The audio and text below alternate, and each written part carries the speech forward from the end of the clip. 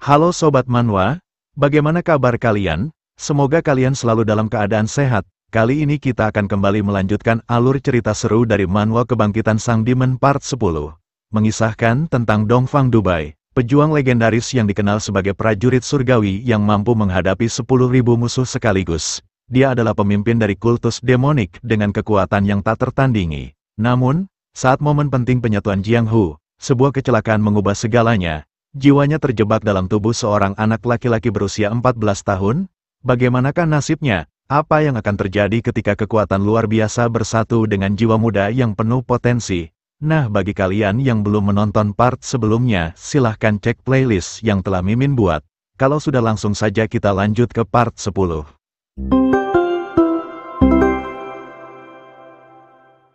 Di part sebelumnya, Linghu bertarung melawan Quan Sam yang merupakan warrior dari klan Nangong. Ia menyamar menjadi seorang prajurit dari pemerintahan untuk memberi Linghu pelajaran akibat telah membuat anak Perdana Menteri kiri menjadi babak belur.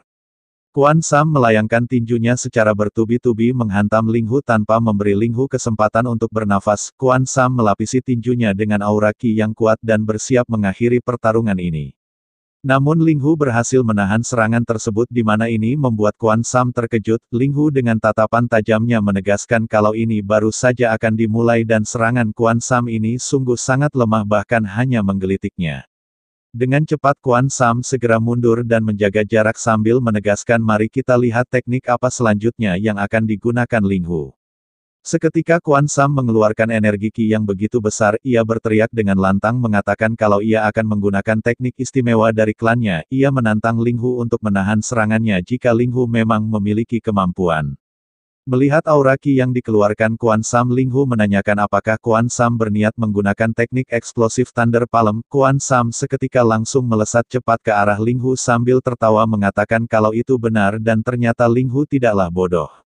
Linghu juga segera bersiap mengeluarkan tekniknya di mana daun palem mulai bermunculan layaknya di musim gugur. Melihat teknik yang akan digunakan Linghu, si gendut dan Akirul merasa khawatir mengatakan kalau teknik lemah seperti tinju esensi Gunung Hua tidak akan mungkin bisa menghentikan serangan eksplosif Thunder Palm. Mereka mengungkapkan kalau teknik ini adalah sebuah seni bela diri yang dapat membantai lawan dengan petir dan awan halilintar sampai seperti meledak.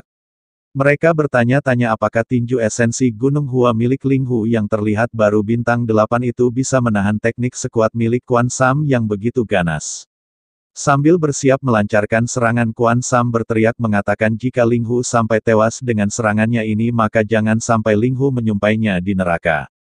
Seketika dentuman keras terjadi, di mana luapan energi ki yang besar membentuk sebuah jalur di tanah dengan kilatan petir tepat di mana Linghu berada, namun tiba-tiba Linghu muncul di belakang Quan Sam yang membuat Quan Sam terkejut. Ia segera berbalik dan bersiap melancarkan serangan lagi sambil berteriak menanyakan bagaimana Linghu bisa lolos dari serangannya barusan. Quan Sam melayangkan serangan secara terus-menerus ke arah Linghu namun tak ada satupun serangannya yang berhasil mengenai Linghu. Dengan mudahnya Linghu menghindari setiap serangan yang datang padanya tanpa kesulitan sama sekali seolah-olah ia sedang menari bersama bunga palem. Linghu bahkan sambil menutup matanya dan bergumam mengatakan kalau ini adalah teknik Plum Blossom mengendarai angin seperti dedaunan, berdansa di tengah-tengah serangan petir mengendarai angin ki. Murid lainnya yang melihat aksi Linghu begitu sangat kagum, mereka mengungkapkan kalau ini adalah Dance Plum Blossom yang merupakan teknik pola kaki yang terinspirasi dari Plum Blossom yang hanyut terbawa angin. Quan Sam yang merasa kesal karena tak ada satupun serangannya yang berhasil mengenai Linghu, ia pun berteriak menyuruh Linghu agar berhenti menghindar dan hadapi ia secara langsung. Seketika hantaman keras langsung mendarat di perut Quan Sam dengan telak yang membuatnya mengerang kesakitan, ia terlempar sambil memuntahkan cukup banyak darah menahan sakit mengatakan teknik apakah ini, dengan tatapan tajam Linghu menegaskan bahwa ini adalah teknik tinju esensi Gunung Hua. Atas serangan itu membuat Quan Sam langsung tumbang dan tak bisa melanjutkan pertarungan. Para prajurit segera membantunya untuk berdiri dan begitu terkejut melihat jagoan mereka dikalahkan hanya dengan satu pukulan. Sementara itu murid lainnya bersorak begitu kegirangan menyebut Linghu adalah yang terbaik. Tetua Noh dengan lantang menyuruh mereka agar tidak membuat keributan karena saat ini mereka masih dalam proses pemakaman. Sambil menatap tajam dan haus darah ke arah para prajurit, Linghu menegaskan kalau perkataan masternya memang benar, maka dari itu mereka harus segera menyingkirkan hama ini agar tidak membuat keributan lebih lanjut. Luapan energi Qi dan haus darah yang begitu besar seketika dikeluarkan oleh Ling Hu. Ia dengan tatapan mengerikan mengatakan kepada para prajurit kalau mereka sungguh beruntung hari ini karena mereka sedang melakukan proses pemakaman kakak tertua mereka. Ling Hu menegaskan kepada para prajurit jika mereka masih ingin hidup maka sebaiknya mereka segera pergi dari hadapannya. Dengan cepat Bagong memerintahkan kroconya untuk segera mundur, sambil melarikan diri dengan ketakutan ia berteriak mengatakan kalau Ling Hu pasti akan mendapatkan balasannya. Sambil menatap kepergian mereka, Ling Hu bergumam mengatakan kalau ia akan membiarkan hari ini berakhir seperti ini, tapi jika mereka berani mengganggu tempat ini lagi, maka Ling Hu menegaskan akan benar-benar menghancurkan mereka semua. Di tempat lain, terlihat seorang pria tua yang sedang menulis sebuah surat. Ia memuntahkan cukup banyak darah akibat penyakit yang dideritanya karena terlalu bekerja keras. Ia adalah sang menteri kiri pertama bernama Wei Yong. Ia bergumam mengatakan bahkan menulis surat pengunduran diri saja kepada sang kaisar terlalu berat untuk tubuh lemahnya ini. Menteri tingkat pertama yang adil yang merupakan posisi yang diimpikan oleh setiap pejabat suasananya sekarang menjadi sangat tidak nyaman. Wei Yong mengungkapkan bahwa ia ingin membuang segalanya dan kembali ke kehidupan sederhana. Ia ingin tahu apakah sang kaisar yang kejam dan licik itu akan mendengarkan permohonan tulusnya ini.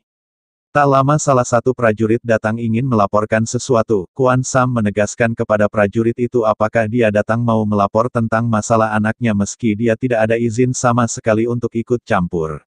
Prajurit itu segera bersujud dengan ketakutan. Ia mengatakan kalau ia tak menyangka Perdana Menteri telah menyadari maksud kedatangannya dan meminta maaf. Prajurit itu mengungkapkan kalau ia datang bukan untuk berniat buruk. Ia dengan perasaan panik meninggikan suaranya dan mengatakan kalau ini terjadi secara tiba-tiba dan ia sebenarnya ragu mengatakannya karena takut mengganggu pekerjaan Perdana Menteri, tapi ia harus tetap ke sini untuk menyampaikan sesuatu. Karena sudah seperti ini Wei Yong akhirnya meminta prajurit itu untuk mengatakan hal apa lagi yang telah diperbuat anaknya. Prajurit itu menjelaskan kalau Tuan Muda terlibat sebuah perselisihan dan mengerahkan 300 tentara untuk menangkap orang yang dianggapnya kriminal, tapi hasilnya mereka gagal menangkap satu orang itu. Dengan berat hati prajurit itu mengatakan bahwa sepertinya tuduhan yang dikatakan Tuan Muda terhadap orang yang dianggapnya kriminal itu salah. Mendengarnya Wei Yang menanyakan apakah ada bukti anaknya berbohong, prajurit itu meninggikan suaranya dan mengatakan bahwa anak laki-laki yang ia lihat di Sekte Gunung Hua sangat kuat, jadi rasanya tidak mungkin orang kuat seperti itu menyerang Tuan Muda lebih dulu dengan kejam. Prajurit itu juga mengungkapkan bahwa saat anak laki-laki itu berduel dengan Quan Sam, ia bisa merasakan aura mulia dan semangat menaklukkan kejahatan. Sambil mengeluarkan sebuah surat prajurit itu mengatakan kalau ia juga punya bukti yang merupakan catatan tertulis dari pelacur yang terlibat dalam kejadian tersebut.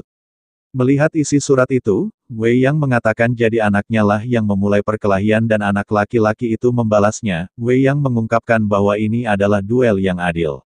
Sambil meletakkan surat itu, Wei Yang menghela nafas dan mengatakan bahwa ini semua adalah salahnya sampai membuat Buhai menjadi seperti ini. Saat Buhai membutuhkan perhatian dan kasih sayangnya, ia malah terlalu sibuk dengan urusan negara yang tak ada habisnya.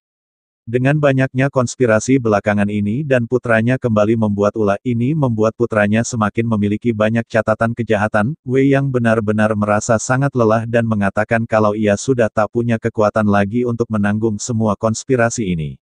Dengan lantang prajurit kita sebut saja Trevor itu mengatakan bahwa ini masih belum selesai dan meminta Perdana Menteri untuk tidak menyerah. Trevor mengatakan kalau mereka harus membuktikan kalau kasus ini berbeda. Trevor mengungkapkan baginya anak laki-laki itu tampak seperti pohon yang kuat dan tegak, jadi jika mereka memintanya secara resmi, kemungkinan besar dia akan menjawab panggilan tersebut dan menyelesaikan sedikit masalah ini. Trevor meninggikan suaranya dan mengatakan bahwa ia akan pergi menemui anak laki-laki itu secara langsung dan akan membawanya. Mendengar usulan itu Wei Yang mengizinkan Trevor melakukan hal yang menurut Trevor benar karena saat ini ia juga sudah sangat lelah mengurus semuanya dan ia tak ingin anaknya semakin dalam terjatuh. Di Sekte Gunung Hua, Ling Hu merenung di bawah pohon mengepalkan tinjunya mengingat kembali perkataan Quan Sam yang mengatakan kalau tekniknya memang terlihat bagus tapi isinya kosong. Ling Hu dengan tatapan tajam bergumam mengatakan bahwa jelas Quan Sam menghina Sekte Gunung Hua dan itu juga ditujukan padanya. Ling Hu menutup matanya mengungkapkan kalau ia tanpa kenal lelah mengejar dedikasi yang tak tergoyahkan terhadap prinsip yang terkuat yang bertahan tanpa menoleh sedikit pun ke belakang.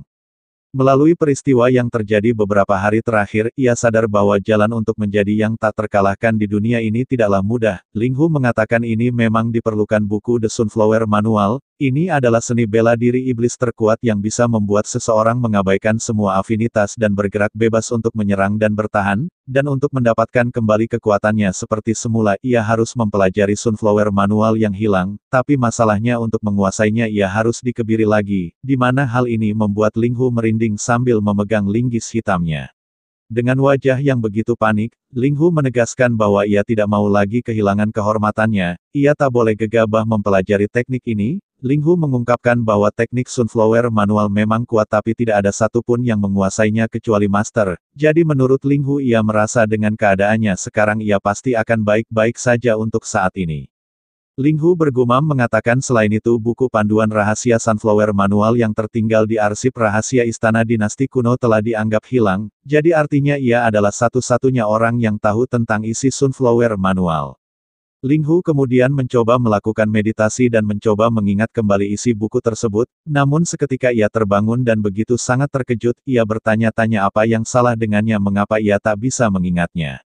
Dengan wajah paniknya, Ling Hu bergumam mengatakan terakhir kali sejak kebakaran, teknik tertinggi dari Sekte Gunung Hua Purple Sun Divine Art yang ia kuasai dan teknik pedang dari Sekte Wudang Tachi Luminous Sword, ia bisa mengingat prinsip-prinsipnya dan gerakannya secara rinci, tapi hanya Sunflower Manual yang benar-benar hilang dari ingatannya.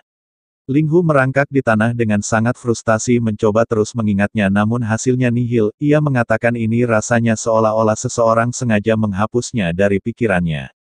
Tak lama Akirul datang menghampiri Ling Hu dan begitu penasaran menanyakan mengapa Ling Hu bermain di tanah. Ling Hu dengan wajah konyolnya mengatakan kalau ia hanya sedang bersantai dan menanyakan alasan Akirul menemuinya. Akirul mengatakan kalau Ling Hu dipanggil oleh Master dan meminta Ling Hu untuk segera pergi menemuinya. Setelah kebakaran, ini adalah tempat tinggal Tetua Noh sementara waktu yang hanya merupakan sebuah tenda, Ling Hu datang memenuhi panggilan Tetua Noh dan menanyakan mengapa Tetua Noh memanggilnya. Dengan ekspresi serius Tetua Noh menatap Ling Hu dan mengatakan bahwa mulai hari ini Ling Hu resmi telah ditunjuk sebagai instruktur baru. Tetua Noh menegaskan bahwa instruktur tidak hanya mengajar saja, tapi dia harus mempunyai kemampuan dan reputasi untuk membimbing para murid dan bisa menggantikannya pada saat dibutuhkan untuk mengambil tanggung jawab penuh memimpin sekte ini. Mendengarnya Ling Hu bergumam mengatakan bahwa belum lama ini kakak tertua meninggal dan penggantinya sudah ditunjuk, namun situasi seperti ini tidak bisa dibiarkan kosong selamanya. Ling Hu mengungkapkan jika bukan dia lalu siapa lagi yang bisa mengemban tugas penting ini. Ling Hu seketika bersujud dan meninggikan suaranya menegaskan bahwa ia akan mengemban tugas ini dan melayani dengan sepenuh hati. Di waktu yang bersamaan Akirul datang dan melaporkan bahwa ada seorang tamu yang datang ke tempat mereka. Akirul mengungkapkan kalau ia tak tahu siapa mereka namun mereka sangat sopan. Mendengarnya Tetua Noh meminta Akirul untuk segera membawanya masuk. Ternyata itu adalah Trevor yang datang berkunjung. Ia memberikan rasa hormatnya dan memperkenalkan dirinya sebagai utusan Perdana Menteri. Mengetahuinya membuat Tetua Noh terkejut dan bertanya-tanya apa yang diinginkan Perdana Menteri sampai mengirim seorang utusan ke sekte mereka. Trevor mengungkapkan bahwa Perdana Menteri ingin bertemu dengan Ling Hu secara resmi, oleh sebab itu Trevor meminta izin agar Ling Hu diizinkan untuk pergi ke ibu kota bertemu dengan Perdana Menteri. Tetua Noh sedikit meninggikan suaranya dan mengatakan jika ini berkaitan dengan insiden sebelumnya, seharusnya ia sangat yakin keputusan bela diri telah dibuat jadi seharusnya tidak ada masalah lagi. Trevor menundukkan kepalanya dan mengatakan kalau ia ke sini bukan untuk mencari masalah. Trevor mengungkapkan setelah mendengar cerita lengkapnya Perdana Menteri yang merupakan masternya sangat menyesal karena sudah mengganggu klan ini, karena itu dia ingin memberikan kompensasi yang sepantasnya dengan mengundang Ling Hu. Mendengar permintaan Perdana Menteri, dengan berat hati Tetua Noh menolak mengirim Ling Hu. Tetua Noh mengatakan kalau ia sangat menghargai tawaran Perdana Menteri tapi mereka hanya akan menerima niat baik Perdana Menteri saja. Tak punya pilihan lain, Trevor akhirnya mengungkapkan alasannya yang sesungguhnya. Ia mengungkapkan bahwa kesemena-menaan sang pangeran ketiga yang dilakukan berturut-turut telah menyebabkan dilema politik, maka dari itu insiden ini dipandang sebagai sebuah kesempatan untuk meminta maaf yang sebesar-besarnya dan menghilangkan rasa malu. Meski telah mengetahui hal tersebut Tetua Noh tetap tak ingin mengirim Ling Hu, namun berbeda dengan Ling Hu ia mencoba meyakinkan Tetua Noh. Ling Hu mengatakan bahwa ketulusan mereka ini akan membuktikan ketidakbersalahannya, jadi sebaiknya mereka hadir untuk membuktikannya. Ling Hu meninggikan suaranya dan mengatakan kalau ia harus pergi untuk membuktikannya. Mendengarnya membuat Tetua Noh merenung, ia bergumam mengatakan bahwa lagi pula lawan mereka ini adalah orang terkuat di negeri ini, untuk kebangkitan Institut Gunung Hua, membangun koneksi dengan istana kerajaan seperti ini sangat diperlukan. Tak punya pilihan lain Tetua Noh akhirnya mengizinkan Ling Hu untuk pergi dan meminta Ling Hu untuk berhati-hati serta jangan mudah percaya kepada orang lain. Ling Hu memberi hormat dan meminta Tetua Noh agar tak perlu merasa khawatir karena ia akan mengurus semua ini dengan baik. Trevor dan Ling Hu akhirnya berangkat menggunakan kereta kuda untuk membantu mereka cepat sampai ke kota. Di dalam kereta Ling Hu merasa kesal mengatakan apa-apaan ini mengapa mereka harus menggunakan hal seperti ini. Trevor sedikit tertawa dan mengatakan kalau Ling Hu pasti berasal dari pedesaan jadi dia tidak pernah menggunakan kereta ini. Trevor memberitahu Ling Hu bahwa ini adalah kereta kuda premium yang akan membantu mereka cepat sampai ke tempat tujuan. Namun Ling Hu malah semakin kesal, ia menegaskan kalau ia sama sekali tak tertarik duduk berdua di dalam kereta yang nyaman dan lambat seperti ini bersama orang seperti Trevor. Ling Hu menegaskan jika ingin cepat sampai maka seharusnya mereka masing-masing menunggangi kuda. Mendengarnya membuat Trevor sekali lagi tertawa dan mengatakan jadi ternyata Ling Hu adalah tipe orang yang suka menunggangi kuda. Dengan wajah tengilnya Ling Hu ikut tertawa mengatakan bahwa pastinya ia jauh lebih baik daripada Trevor. Mendengarnya membuat Trevor merasa kesal, ia bergumam menyebut Ling Hu dasar bocah kurang ajar. Trevor mengatakan jika bukan karena perintah masternya maka ia pasti sudah membawa dan menghabisi Ling Hu tanpa meninggalkan jejak sedikitpun. Di waktu yang bersamaan seketika kereta kuda tempat mereka berada terguncang, di mana ini membuat mereka bertanya-tanya apa yang sedang terjadi. Trevor segera mengintip keluar mencari tahu apa yang sebenarnya terjadi dan mendapati penunggang kuda mereka telah tewas terkena anak panah. Kereta kuda yang kehilangan kendali akhirnya menabrak batu besar di jalur mereka yang membuat kereta mereka terbalik. Trevor keluar dari kereta dan dengan lantang menyuruh mereka semua yang telah menyergapnya untuk keluar. Beberapa anak panah dengan cepat langsung mengarah kepada Trevor yang berdiri di atas kereta kuda yang terbalik. Dengan mudahnya Trevor menghalau semua anak panah tersebut dengan kemampuan berpedangnya memotong setiap anak panah yang datang padanya. Melihat karakteristik anak panah tersebut, Trevor bergumam bertanya-tanya apakah mereka adalah bandit hutan hijau. Ia bertanya-tanya tapi mengapa ada bandit di dekat ibu kota. Trevor segera mengulurkan tangannya dan meminta Ling Hu untuk segera keluar dari kereta kuda, namun Ling Hu hanya menatapnya tanpa mengatakan apapun. Dengan lantang Trevor sekali lagi menyuruh Ling Hu untuk segera keluar. Trevor menegaskan kalau mereka telah diserang oleh para bandit dan ini adalah situasi yang darurat. Ling Hu dengan tatapan serius menegaskan bagaimana bisa ia tahu kalau mereka memang pencuri atau ternyata bagian dari rencana jahat Trevor untuk membungkamnya. Sambil menahan anak panah yang kembali datang padanya, Trevor dengan lantang mengatakan kepada Ling Hu kalau ia tidak berbohong dan saat ini ia sedang bersusah payah menahan mereka semua. Karena Ling Hu masih tetap tak mau bergerak, Trevor akhirnya merasa jengkel dan menyuruh Ling Hu agar tetap diam saja di situ karena ia tak membutuhkan bantuan Ling Hu dan akan menghabisi para bandit ini seorang diri. Trevor kemudian melompat dari kereta dan mulai menghadapi para bandit yang datang menyerang. Ia berteriak dengan lantang menyuruh para bandit untuk menyerangnya secara bersamaan dan akan menghabisi mereka semua atas nama kehormatan masternya. Trevor melapisi pedangnya dengan aura ki yang membuatnya berhasil memotong salah satu pedang bandit dan menebasnya. Ling Hu yang melihatnya dari balik kereta dengan ekspresi konyolnya mengatakan ternyata Trevor hebat juga. Nah mungkin sekian dulu pembahasan dari cerita kali ini. Jangan lewatkan kelanjutan dari perjalanan epik ini. Dengan banyaknya tantangan dan misteri yang menanti di depan. Akankah Ling Hu Jong dapat mengatasi warisan dari ayahnya dan membangun kembali Sekte Gunung Hua? Atau apakah ancaman dari masa lalu masih membayangi jalannya? Jangan lewatkan kelanjutan kisah ini. Karena petualangan yang lebih mendebarkan akan segera terungkap. Tekan tombol subscribe dan aktifkan notifikasi agar kalian tidak ketinggalan cerita menarik selanjutnya. Sampai jumpa di part selanjutnya.